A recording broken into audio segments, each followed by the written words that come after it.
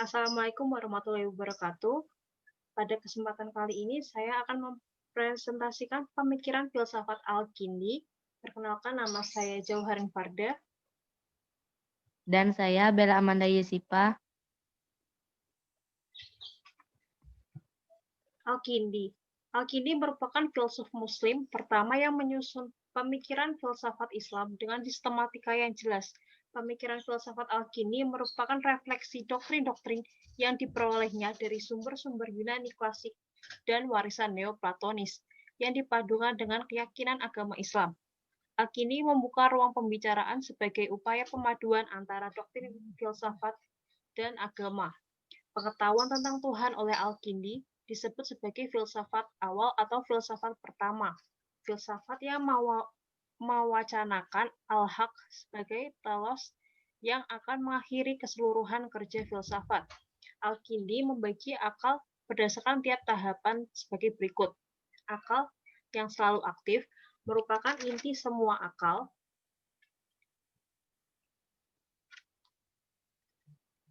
Dan semua objek pengetahuan. Akal potensial, akal yang menjamin kesiapan manusia untuk memahami hal-hal yang mungkin rasional dan membutuhkan rangsangan dari luar. Akal aktual, akal potensial yang telah keluar dari batas potensial ketika jiwa mulai memahami hal-hal yang rasional dan abstrak, dan akal lahir, akal yang telah serius dalam memahami hal-hal yang rasional dan mengubah sesuatu yang potensial menjadi aktual. Latar belakang Al-Kindi. Al-Kindi, Al-Kindus nama lengkapnya Abu Yusuf Yakub ibn Ishaq ibn Sabah ibn Imran ibn Ismail ibn As'ad ibn Qais Al-Kindi lahir di Kufah, sekarang Irak, tahun 801 Masehi pada masa Khalifah Harun al-Rashid. Pada tahun 786 sampai 809 Masehi dari dinasti Bani Abbas pada tahun 750 sampai 1258 Masehi. Nama Al-Kindi sendiri dinisbahkan kepada marga atau suku leluhurnya, yang salah satu suku besar zaman pra-Islam. Menurut Fa'ud Ahwani, Al-Kindi lahir dari keluarga bangsawan, terpelajar, dan kaya. Ismail al-Ashad ibn Qais buyutnya telah memeluk Islam pada masa Nabi dan menjadi sahabat Rasul. Mereka kemudian pindah ke Kufah. Di Kufah, ayah Al-Kindi Ishaq ibn Sabah menjabat sebagai gubernur pada masa Khalifah Al-Mahdi pada tahun 775 sampai 785 Masehi. Al-Hadi pada tahun 785 sampai 876 Masehi dan Harun al-Rashid pada tahun 786 sampai 909 Masehi, masa kekuasaan Bani Abbas 750 sampai 1258 Masehi. Ayahnya meninggal saat Al-Kindi masih kecil. Al-Kindi mencurahkan perhatiannya untuk menerjemahkan dan mengkaji filsafat serta pemikiran rasional lainnya yang marak saat itu. Menurut Al-Kifli, pada tahun 1171 sampai 1248 Masehi, Al-Kindi banyak menerjemahkan buku filsafat, menjelaskan hal-hal yang pelik dan meringkaskan secara canggih teori-teorinya. Hal itu dapat dilakukan karena Al-Kindi diyakini menguasai secara baik bahasa Yunani dan Syria. Bahasa itu karya-karya filsafat saat itu. Berkat kemampuannya itu juga, Al-Kindi mampu memperbaiki hasil-hasil terjemahan orang lain, seperti hasil terjemahan Ibn Naimah al-Himsi, seorang penerjemah Kristen, atas buku Inits karya Plotinus pada tahun 204 sampai 270 Masehi. Buku Inits inilah yang di kalangan pemikir Arab kemudian disalahpahami sebagai buku teologi karya Aristoteles. Para sejarawan memberi julukan kepada Al-Kindi sebagai filsuf Arab disebabkan dia adalah satu-satunya filsuf Muslim keturunan Arab asli yang bermoyang kepada Yakub ibn Qatan dan bermukim di kawasan Arab Selatan. Al-Kindi termasuk filsuf Islam yang sangat produktif. Dia telah menulis banyak karya yang meliputi berbagai macam bidang ilmu. Ibnu Nadim mengatakan bahwa Al-Kindi telah merilis 260 judul karya seperti filsafat, logika, kosmologi, Akan tetapi sedikit saja jumlah karya Al-Kindi yang sampai ke tangan orang-orang setelahnya. Sebagian riwayat mengklaim bahwa karya-karya Al-Kindi hilang semasa kepemimpinan Khalifah Al-Mutawakkil. Dalam sejarah hidupnya, di samping dikenal sebagai filsuf, Al-Kindi juga tersohor sebagai kimiawan, seorang ahli musik, astronom, dokter ahli geografi, bahkan seorang ahli musik. Dalam karya-karyanya, ia banyak menyoroti masalah logika dan matematika. Ia juga menulis ulasan-ulasan atas buku Aristoteles. Pemikiran filsafat Al-Kindi. Pemikiran filsafat Al-Kindi merupakan refleksi doktrin-doktrin yang diperolehnya dari sumber Yunani klasik dan warisan Neoplatonis yang dipadukan dengan keyakinan agama yang dianutnya. Oleh karena itu, basis pemikiran filsafat yang mendasari keseluruhan pemikiran Al-Kindi ditemukan dalam risalah Fi al-Hudud al-Asya. Dalam risalah tersebut, Al-Kindi melakukan peringkasan atas definisi dari literatur Yunani dalam bentuk yang sederhana. Al-Kindi mengemukakan 6 definisi filsafat yang seluruhnya bercorak platonis. Menurut Al-Kindi, filsafat adalah ilmu tentang hakikat sesuatu dalam batasan kesanggupan manusia yang meliputi ilmu ketuhanan, ilmu keesaan, ilmu keutamaan, dan kajian apapun yang berguna bagi kehidupan manusia.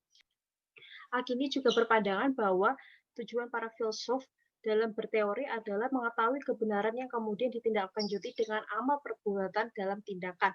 Semakin dekat manusia pada kebenaran, akan semakin dekat pula pada kesempurnaan. Bagi Al-Kindi, fakta bahwa filsafat bersandar pada kemampuan akal atau rasionalitas tidak berbeda dengan fakta bahwa doktrin agama juga memerlukan akal sebagai alat untuk memahami ajarannya. Ini artinya Al-Kindi menaruh hormat yang tinggi pada anugerah akal dengan cara memaksimalkan kerja akal dalam mencapai pengetahuan akan kebenaran. Lanjut, Bill. Pemikiran Al-Kindi tentang metafisika. Al-Kindi dalam persoalan metafisika dimulai dengan penetapan unsur-unsur yang menyusun materi fisikal. Keseluruhan benda yang dapat ditangkap indera merupakan juz'iyah partikular dari wujud benda, dan menurut Al-Kindi yang penting untuk dibicarakan filsafat bukanlah aspek partikular benda-benda itu, akan tetapi hakikat yang terdapat dalam benda. Tentu saja pemikiran semodel ini sedikit banyak dipengaruhi oleh pembagian benda dalam substansi dan aksidensi dalam filsafat Aristoteles. Jika dalam filsafat Aristoteles, substansi dan aksidensi adalah aspek yang mungkin berubah dari benda, maka Al-Kindi menyatakan bahwa tiap benda mengandung dua hakikat. Hakikat juz'iyah yang disebutnya sebagai ania, dan hakikat kuliah yang disebut mahiyah. Menurut Al-Kindi, Tuhan tidak mempunyai hakikat dalam arti ania atau mahiyah. Tuhan bukan seperti benda-benda fisik yang dapat ditangkap indera. Tuhan tidak tersusun dari materi dan bentuk, atau dari mater, dan Tuhan juga tidak memiliki aspek mahiyah, karena Tuhan tidak merupakan genius dan spesies. Tuhan hanya satu dan tidak ada yang serupa dengan Tuhan. Tuhan dalam pemikiran Al-Kindi adalah Al-Haq, Al-Wala, dan Al-Haq Al-Wahid, yang benar tunggal, dan ia semata-mata satu. Hanya ia yang satu, selain dari Tuhan. Semuanya mengandung arti banyak. Pikiran Al-Kindi tentang jiwa dan akal. Pemikiran tentang jiwa dalam filsafat Al-Kindi banyak dipengaruhi oleh ide-ide Aristoteles, Plato, dan Plotinus. Al-Kindi mendefinisikan jiwa sebagai kesempurnaan awal bagi fisik yang bersifat alamiah, mekanistik, dan memiliki kehidupan yang energik, atau kesempatan fisik alami yang mempunyai alat dan mengalami kehidupan. Definisi ini merupakan definisi yang digagas Aristoteles. Selain menerima definisi yang digagas Aristoteles, Al-Kindi juga menyebutkan definisi yang ditengarai bersumber dari Plato dan Plotinus, yaitu sebagai elemen yang mempunyai kehormatan, kesempurnaan, berkedudukan luhur, dan substansinya berasal dari substansi Sang Pencipta. Definisi ini oleh Al-Kindi dialamatkan pada jiwa rasional, yang disebutnya dengan al-nafs al-natikiyah. Menurutnya, jiwa ini merupakan substansi yang bersifat ilahi, robani, dan berasal dari cahaya pencipta. Substansi sederhana yang tidak fana, substansi yang turun dari dunia akal ke dunia indera dan dianugerahi kekuatan memori akan masa lalu. Next.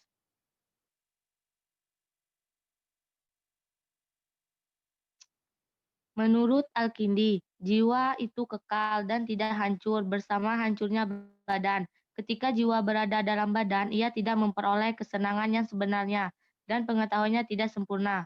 Menurut Al-Kindi, jiwa manusia dipengaruhi 3 daya yaitu A. Daya berpikir, Al-Quwa, Al-Aqliyah. B. Daya marah, Al-Quwa, Al-Ghadabiyah. Yang ketiga, daya sawat, Al-Quwa Al-Sawaniyah. Daya berpikir itu disebut akal, sementara akal terdiri dari 3 tingkat. Yang pertama, akal yang masih bersifat potensial, Al-Quwa. Yang kedua, akal yang telah keluar dari potensial menjadi aktual, Al-Fil. Yang ketiga, akal yang telah mencapai tingkat kedua dari aktualitas, Al-Aq, Al-Tani, akal kedua. Sedangkan akal yang bersifat potensial tidak akan menjadi aktual jika tidak ada kekuatan yang menggerakkannya dari luar, yang mempunyai wujud tersendiri di luar jiwa manusia. Baiklah, itu saja yang dapat kami sampaikan pada presentasi ini. Kami akhiri. Wassalamualaikum warahmatullahi wabarakatuh.